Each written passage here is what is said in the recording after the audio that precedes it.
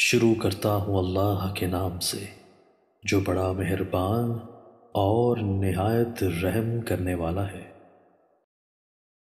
حضرت طلحہ بن عبید اللہ رضی اللہ تعالیٰ عنہ بیان کرتے ہیں، اہل نجف سے پریشان حال بکھرے بالوں والا ایک شخص رسول اللہ صلی اللہ علیہ وآلہ وسلم کی خدمت میں حاضر ہوا۔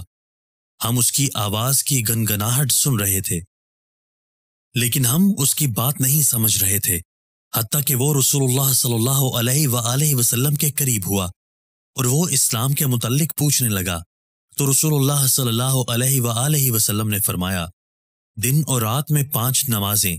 اس نے عرض کیا، کیا ان کے علاوہ بھی کوئی چیز مجھ پر فرض ہے؟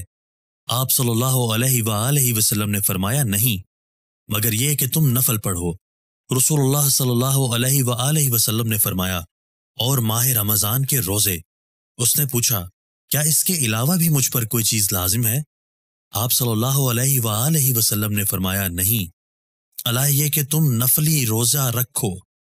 راوی بیان کرتے ہیں، رسول اللہ صلی اللہ علیہ وآلہ وسلم نے اسے زکوٰۃ کے متعلق بتایا تو اس نے کہا، کیا اس کے علاوہ مجھ پر کوئی چیز فرض ہے؟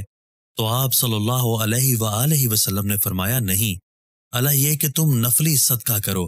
راوی بیان کرتے ہیں، وہ آدمی یہ کہتے ہوئے واپس چلا گیا، اللہ کی قسم میں اس میں کسی قسم کی کمی پیشی نہیں کروں گا۔ تو رسول اللہ صلی اللہ علیہ وآلہ وسلم نے فرمایا، اگر اس نے سچ کہا ہے تو وہ کامیاب ہو گیا۔ دوستو، اللہ تعالی ہمیں ان احادیث مبارکہ پر عمل کرنے اور اپنی زندگیوں کو سنوارنے کی توفیق عطا فرمائے۔